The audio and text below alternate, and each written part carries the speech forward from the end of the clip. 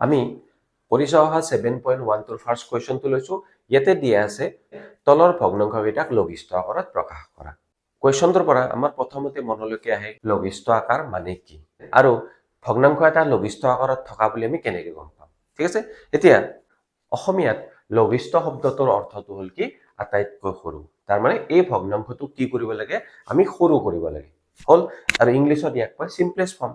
ভগ্নাংশ এটাৰ লব আৰু হৰ দুটাৰ কি হয়, সাধাৰণ উৎপাদক যদি 1 হয় 1 হয় তেতিয়াহ'লে সেই ভগ্নাংশটো কি বুলি কোৱা হয়, লঘিষ্ঠ আকাৰত থকা বুলি কোৱা হয়। বুজি পাইছা তোমালোকে? সাধাৰণ উৎপাদক মানে কি? সাধাৰণ উৎপাদক মানে হৈছে উমৈহতীয়া উৎপাদক, মানে যিটো উৎপাদক দুটাতে থাকে।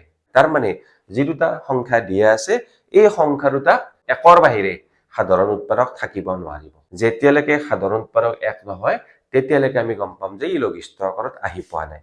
যেতিয়া সাধাৰণ উৎপাদক 1 হ'ব তাৰ মানে আমি গম পাম যে সেই ভগ্নাংশটো লঘিষ্ঠ আকাৰত আহিছে। ঠিক আছে, তো যেতিয়া মই কুৱেশ্যন সলভ কৰিম তেতিয়া ডিটেইলছত ভালদৰে বুজিবা হ'ব। কুৱেশ্যনটো মই দুটা মেথডত সলভ কৰিম।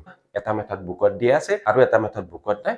যেটো তোমালোকে সহজ পাবা সেইটো তোমালোকে এপ্লাই কৰিবা। ঠিক আছে, তো মই প্ৰথমতে মেথড 1ত আহিছো। ভগ্নাংশটো দিয়া আছে 60/45। চনত কি কৈছে যে ভগ্নাংশটোক লঘিষ্ঠ আকাৰত প্ৰকাশ কৰা। তাৰ মানে কি বুজি পাইছা? তাৰ মানে আমি বুজি পাইছো যে এই ভগ্নাংশটো লঘিষ্ঠ আকাৰত নাই। তাৰ মানে কি ইয়াৰ একৰ বাহিৰেও সাধাৰণ উৎপাদক আছে। এতিয়া মই কি কৰিম, ইহত দুটাৰে সাধাৰণ উৎপাদক মই চাম। চোৱা 5 9 গুণ 45 হয়নে নহয়? 60 হৰণ কৰা 5 1 গুণ 5, ইয়াতে 1 ৰব 0 হল হয়নে নহয়? তো 5 2 গুণ 10। যে 45 আৰু 60 কিহেৰে হৰণ গৈছে, 5ৰে হৰণ গৈছে। তাৰ মানে ইয়াৰ অৰ্থ কি 5টো দুটাৰে সাধাৰণ উৎপাদক হল। গতিকে মই কি কৰিম, প্ৰথমতে মই ইহত দুটাক 5ৰে হৰণ কৰিম। ঠিক আছে, 5ৰে যেতিয়া 45 হৰণ কৰিবা কিমান পাবা, 5 9 গুণ 45। 60 হৰণ কৰিলে 5 12 গুণ 60। ফাৰ্ষ্ট ষ্টেপটো আমাৰ হৈ গ'ল। সেকেন্ড ষ্টেপ, এতিয়া ইয়াতে আহা 9 আৰু 12ক আকৌ হৰণ কৰা। কিহেৰে যাব, 3ৰে যাব। 3 3 গুণ 9, 3 4 গুণ 12। বুজি পাইছা? দুটাৰে সাধাৰণ উৎপাদক কি আছে, 3 আছে। গতিকে মই কি কৰিম, আকৌ মই 3ৰে হৰণ কৰিম। আকৌ 9ক 3ৰে হৰণ, 12ক 3ৰে হৰণ। 9ক 3ৰে হৰণ কৰিলে কিমান পোৱা যায় জানাই তোমালোকে? 9ক 3ৰে হৰণ কৰিলে কিমান, 3 3 গুণ 9। 12ক 3ৰে হৰণ কৰিলে 3 4 গুণ 12। আমাৰ লাষ্টত কি ৰল, আমি লাষ্টত আমাৰ ৰল 3 আৰু 4। এতিয়া 3 আৰু 4 কিবা সংখ্যাৰে হৰণ যায় নেকি? 3 আৰু 4 একেটা সংখ্যাৰে হৰণ নাযায়। যদি মই 3ৰে কৰো 3 হৰণ যাব, 4ক নাযায়।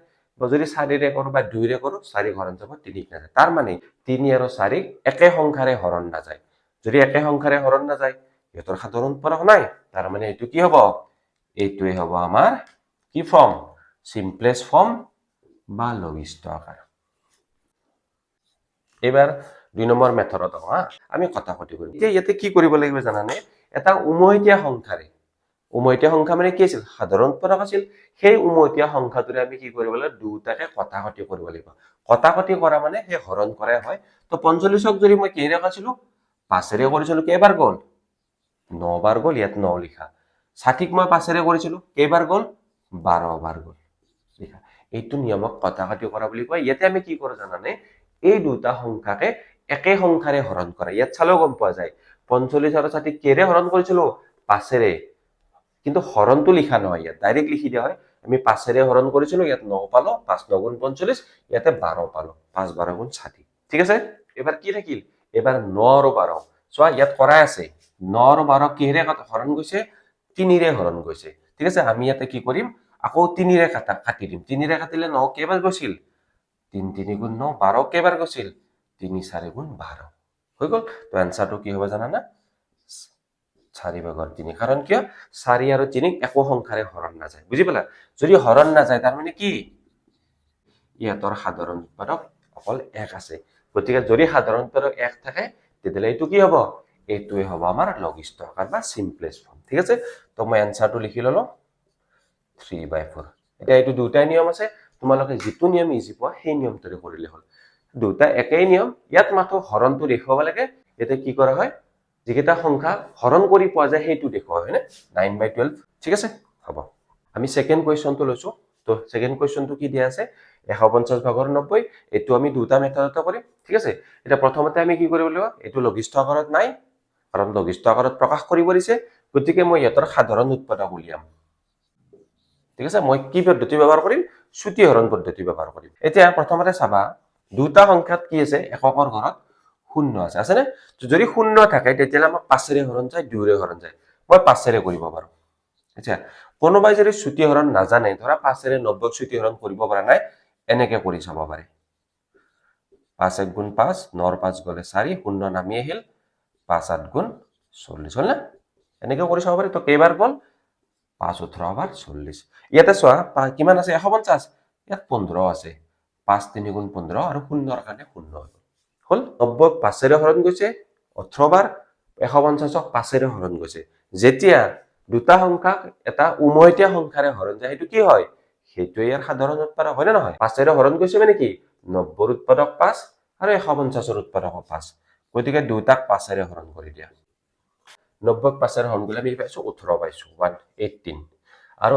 150ক হৰণ কৰি কিমান পাইছো 30 পাইছো বা 30 পাইছো ঠিক আছে তো আমাৰ ফাৰ্স্ট স্টেপটো হৈ গল আকৌ সেকেন্ড স্টেপটো আহা এবাৰ সংখ্যা দুটা কি আছে 18 আৰু 30 আছে না নাই এটাক 2ৰে হৰণ যায় 2 9 গুণ 18 আৰু 30ক কৰিলে কিমান হ'ব 2 1 গুণ 2 ইয়াতে 1 ৰব 2 5 গুণ 10 চোৱা 2 9 গুণ 18 2 15 গুণ 30 তাৰ মানে 18 আৰু 30ৰ সাধাৰণ উৎপাদক কি 2 চোৱা আকৌ কি কৰিম 18 আৰু 30ক 2ৰে হৰণ কৰিছিলো গতিকে ইয়াতে 2 লিখিলো হল এতিয়া 2ৰে 18 হৰণ কৰোতে কেইবাৰ গৈছে 9 বাৰ গৈছে 30ক হৰণ কৰোতে 15 বাৰ গৈছে হল না স্টেপ চোৱা এতিয়া চাব লাগিব 9 আৰু 15 কিবা সংখ্যাৰে হৰণ যায় নেকি তাৰ মানে 9 আৰু 15ৰ কিবা সাধাৰণ উৎপাদক আছে নেকি 9 আৰু 15ক 3ৰে হৰণ যায় 3 3 গুণ 9 3 5 গুণ 15 চোৱা 9 আৰু 15ক কেৰে হৰণ গল 3ৰে হৰণ গল গতে 3 দিয়াতে হল 9ক 3ৰে হৰণ কৰোতে কিমান পাইছো 3 বাৰ গৈছে আৰু 15 হৰণ কৰোতে 5 বাৰ গৈছে হল 3 1 গুণ 3 5 1 গুণ 5 তাৰ মানে দুৰ সাধাৰণ উৎপাদক কি আছে 1 বেলেগ সাধাৰণ উৎপাদক আছে নেকি নাই তাৰ মানে বেলেগ মিল থকা উৎপাদক নাই ইয়াৰ অৰ্থটো কি এইটো হৈছে ইয়াত লঘিষ্ঠ আকাৰ ক্লিয়াৰ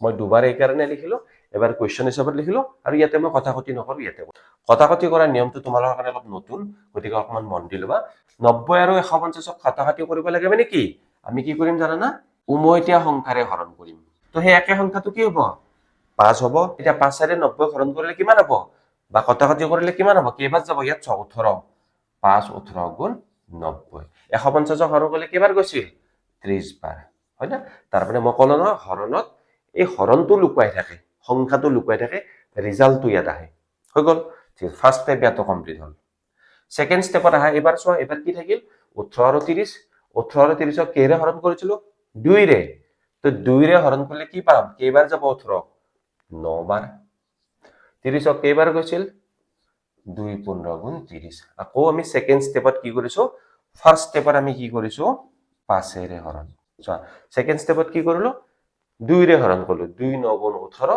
2 15 গুণ 30 থাৰ্ড স্টেপত কি কৰিম চোৱা কেৰে কৰিছিলো 9 আৰু 15 এবাৰ 9 আৰু 15 আছে না আছে 3ৰে হৰণ কৰিছো গতিকে 3 3 গুণ 9 3 5 গুণ 15 হৰণ কৰিলো এই তিনটা স্টেপ আমি ফলো কৰিলো 3 আৰু 5ক হৰণ নাযায় বা একো সংখ্যাৰে কথাকথি নাযায় গতিকে আনসাৰটো কি হ'ব 3/5 বা 5/3 আৰু এইটোৱে কি হ'ব লঘিষ্ঠ আকাৰ তো আনসাৰটো আমি লিখি দিম এতিয়া দুটাৰ কাৰণে হ'ব তো নিশ্চয় বুজি পাইছে তোমালোকে এইটো অংকত চোৱা ভগ্নাংশটো কি দি আছে 72/48 ঠিক আছে আমি ইয়াৰ কি কৰিব লাগিব এটা সাধাৰণ উৎপাদক উলিয়াব তাৰ মানে যিটো সংখ্যাৰে দুটাকে হৰণ যাব তো মই ইয়াতে দেখিলো 2ৰে 48ক হৰণ গৈছে 24 বাৰ 2ৰে 72ক কৈছে 37 বাৰ যদি শ্ৰুতি হৰণ নাজানা 2 3 গুণ 6 বিয়োগ কৰি 1 পালা 2 নামি আহিল 2 6 গুণ 12 হৈ গল তো ইয়াতে কি লিখিলো 37 এতিয়া মই এই ভগ্নাংশটো কি কৰিম 2ৰে হৰণ কৰি দিম হল তো কিমান পালো 48ক হৰণ কৰোতে কি পালো 24 পালো আৰু 72ক হৰণ কৰি কি পালো 37 পালো চাবা সেই ফাৰ্স্ট স্টেপটো ইয়াতো লিখিম 2ৰে হৰণ কৰিছিলো মানে 2ৰে কথাকথি কৰিলো কিমান বাৰ গল 24 বাৰ ইয়াতে কিমান বাৰ গল 37 বাৰ হৈছে তো মই কন্টিনিউ কৰিছো ইয়াতে আকৌ 2ৰে যাব ইয়াতক 24 আৰু 37ক 2ৰে যাব 2 1 গুণ 2 2 2 গুণ 4 আৰু 2 18 গুণ 36 আকৌ সেকেন্ড স্টেপত 2ৰে হৰণ কৰা কিমান পালা 24ক হৰণ কৰিলে 12 পালা আৰু 36ক হৰণ কৰিলে 18 পালা ইয়াতে 2ৰে কাটি দিয়া 2 12 গুণ 24 2 18 গুণ 36 দুটা স্টেপ গল আকৌ 2ৰে যাব 2 6 গুণ 12 2 9 গুণ 18 হা বাৰে বাৰে নিলিখি পেলাই ইয়াতো লিখিব পাৰো হা এতিয়া 2 কৰি দিয়াচোন কৰিলা 2 ৰে 12 হৰণ কৰিলে কিমান যাব 2 6 গুণ 12 18 হৰণ কৰিলে কিমান যাব 9 বাৰ যাব ইয়াতে কাটা 2 6 গুণ 12 2 9 গুণ 18 আকৌ চাবা 6 আৰু 9 ইয়াত কিহেৰে যাব 3 ৰে যাব 3 2 গুণ 6 3 3 গুণ 9 গতিকে মই 3 ৰে হৰণ কৰি দিলো 6 হৰণ কৰিলে পালো 2 9 হৰণ কৰিলে পালো 3 ইয়াতে কাটা 3 2 গুণ 6 3 3 গুণ 9 তো এইটো স্টেপ হৈ গল চোৱা 2 আৰু 3 কি হৈছে উমৈহতীয়া সংখ্যাৰে হৰণ নাযায় তাৰ মানে আমি বুজি পালো যে ইহঁত দুটাৰ সাধাৰণ উত্তৰ কি আছে অকল 1 আছে বেলেগ নাই গতিকে এইটো কি এইটোৱে আমাৰ লঘিষ্ঠ ৰূপ হ'ব হৈছে এতিয়া মই ৰিকমেন্ড কৰিম তোমালোকে যদি এইটো মেথড শিকি ল'ব পাৰা তেতিয়ালে তোমালোকৰ কাৰণে বেছি ইজি হৈ যায় এইটো শৰ্ট হৈ যায় এতিয়া 4 নম্বৰ কোৱেশ্চনটোলৈকে আহা ইয়াতে ভগ্নাংশটো দিয়া আছে 80 ভাগৰ 32 ঠিক আছে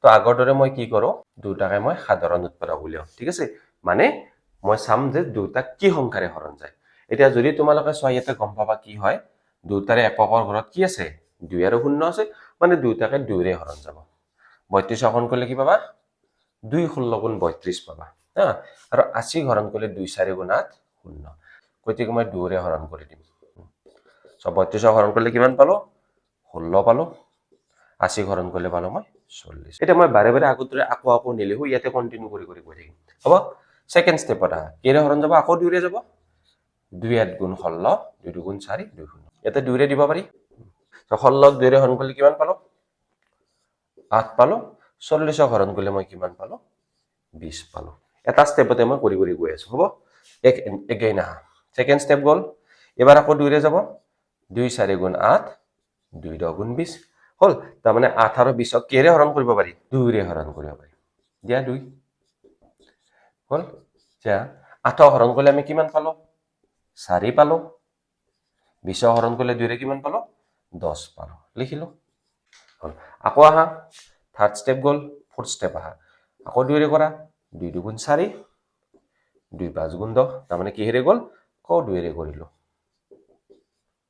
4 2 ৰে হৰণ কৰিলে কিমান পালা 2 পালা 10 2 ৰে হৰণ কৰিলে 5 পালা মই ভাঙি দিলো কি দেখা পালো তো ইহতৰ সাধাৰণ উৎপাদক কি দেখা পালা 1 দেখা পালা তাৰ মানে কি পালো তাৰ মানে 1ৰ বাহিৰে সাধাৰণ উৎপাদক নাই গতিকে যদি সাধাৰণ উৎপাদক নাথাকে তেতিয়ালে এইটোৱে হ'ব কি ইয়াৰ লঘিষ্ঠ আকাৰ তাৰ মানে আমি লঘিষ্ঠ আকাৰ কি পাম 5 ভাগৰ 2 বা 2/5 ঠিক আছে তো মই নেক্সট মেথডটো আহিছো হৈছে সো ফার্স্ট স্টেপ সো 32 আৰু 80 আছিল না কেৰে হৰণ কৰিছিলো মই প্ৰথমতে 2 ৰে হৰণ কৰিম বা ইয়াত মই হৰণ বুলি নকও ইয়াতে মই কম যে 2 ৰে কটাকটি কৰিম 2 ৰে কটাকটি কৰিলে 32 কিমান পাম 16 বাৰ পাম 80 কিমান পাম 80 মই পাম 40 পালো নে সো 2 ৰে যেতিয়া হৰণ কৰিছিলো বা কটাকটি কৰিলো মই প্ৰথমতে পালো 16 32ৰ কাৰণে আৰু 80 হৰণ কৰিলে মই কি পালো 40 হৈছে নেক্সট স্টেপত আকৌ 2 ৰে কৰো হল তো 2 ৰে যেতিয়া 16 কৰিলো কিমান পালো 2 8 গুণ 16 চোৱা ইয়াতে 40 কৰিলে 2 20 গুণ 40 বা 2 2 গুণ 4 0 হল এতিয়া চোৱা 8 আৰু 20 কিহেৰে কৰিলো আকৌ 2 ৰে কৰিলো কেইবাৰ গল 2 ৰে যেতিয়া 8 কৰিলো 4 বাৰ গল যেতিয়া 20 কৰিলো 10 বাৰ গল হল তো থাৰ্ড স্টেপো কমপ্লিট হল তো আমি কিমান পালো আমি পালো ওপৰত 4 তলত 10 আকৌ কিহেৰে কৰিম 2 ৰে 4 হৰণ কৰিলে বা কটাকটি কৰিলে কিমান পাও 2 2 গুণ 4 আৰু 10 কৰিলে পাও 5 সো 2/5 2 আৰু 5 2 ৰে হৰণ কৰিব নোৱাৰি 5 ৰেও নোৱাৰি তাৰ মানে ইহতৰ সাধাৰণ উৎপাদক কি হ'ব 1 থাকিল তাৰ মানে কি পালো তাৰ মানে আমি পালো 5 ভাগৰ 2 হৈছে কি ইয়াৰ লঘিষ্ঠ আকাৰ হল তাৰ মানে এই সংখ্যাটোৰ লঘিষ্ঠ আকাৰ কি 5 ভাগৰ 2 ঠিক আছে